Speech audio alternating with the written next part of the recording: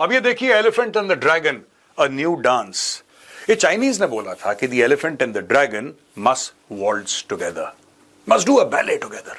ये चाइना चाहता था कि भारत और चीन एक साथ क्लोजली काम करें।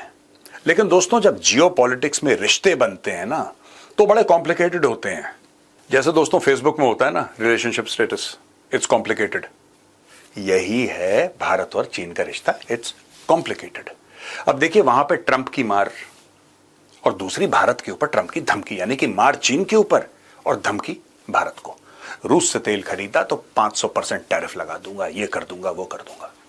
यानी कि चाइना को यह लग रहा है कि चलो भारत के थोड़ा सा करीब आ जाते हैं।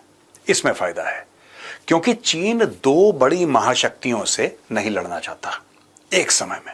हां, भारत के साथ वो दोबारा गलवान जैसा कोई किस्सा करना चाहेगा इन द फ्यूचर, लेकिन तब करना चाहेगा जब अमेरिका शांत हो।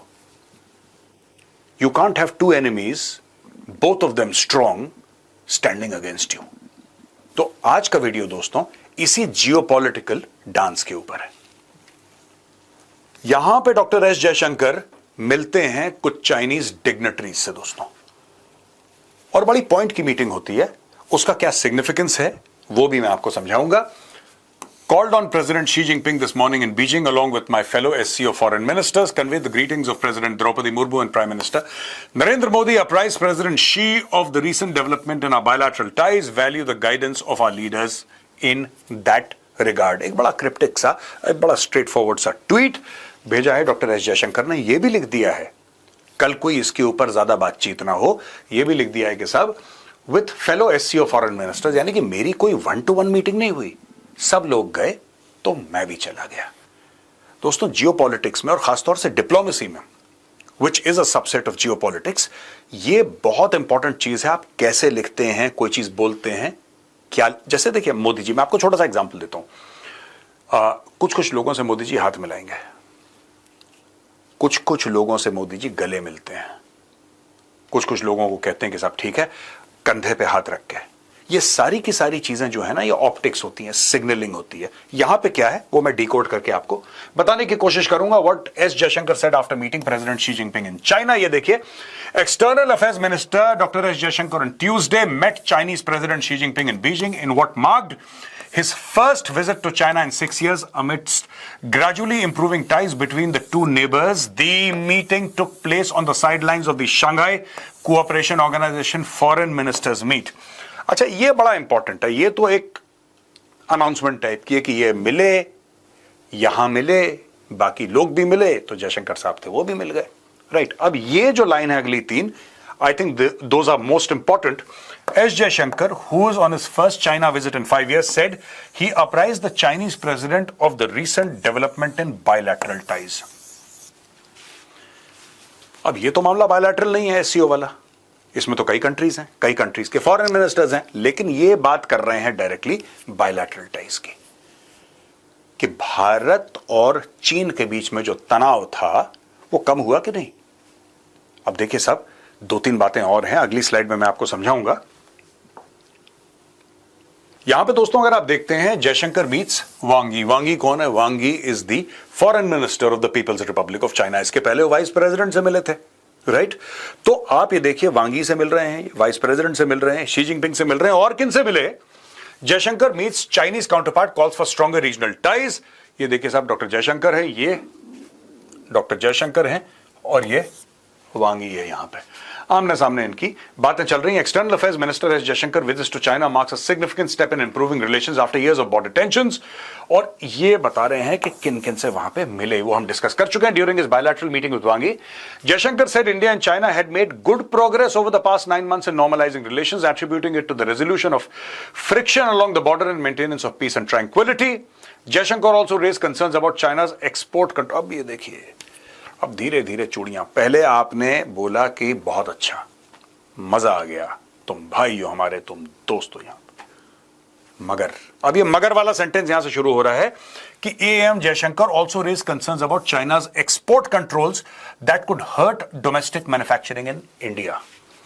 एक्सपोर्ट कंट्रोल्स, ठीक है भाई, रेयर अर्थ आपको चाहिए, ठीक है, आपको रेयर अर्थ चाहिए, आपके पास अगर नहीं है, China is one of the biggest suppliers in the world of rare earth, आपने हल्की सी चूड़ियां कसी, भारत में आना बंद हो गई रेयर अर्थ। फर्टिलाइजर का कुछ मामला है, आपने चूड़ियां कसी, भारत की फार्मिंग कम्युनिटी को दिक्कत होना शुरू हो गई। और फार्मिंग एक ऐसी चीज है, एग्रीकल्चर एक ऐसी फील्ड है भारत में जिसमें कोई कॉम्प्रोमाइज, यहां तक ट्रंप को मना कर दिया, ट्रंप की टीम को। आप डील साइन करना चाहते हैं भारत के साथ, keep agriculture out of the ambit of your deal. There is going to be no US interference or no US imports or exports to India or genetically modified crops in India. ये सब नहीं चलेगा यहां पे, खत्म हो गया, gone.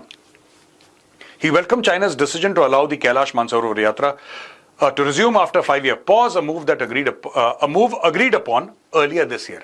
अब ये देखिए साहब, इसके पीछे गेम क्या चल रहा है। ये पॉलिट ब्यूरो के मेंबर से मिलते हैं, और जैसा मैंने बताया शी जिनपिंग से मिले, he met the vice president, he met Wang Yi, who's the foreign minister. अब यहां पे वांग यी के साथ मीटिंग खत्म होती है, इसके बाद डॉक्टर जयशंकर मिलते हैं आईडीसीपीसी मिनिस्टर लियाओ जिनचाओ इन बीजिंग, यानी कि international department the communist party of China, इसका इंटरनेशनल डिपार्टमेंट है कम्युनिस्ट पार्टी ऑफ चाइना का।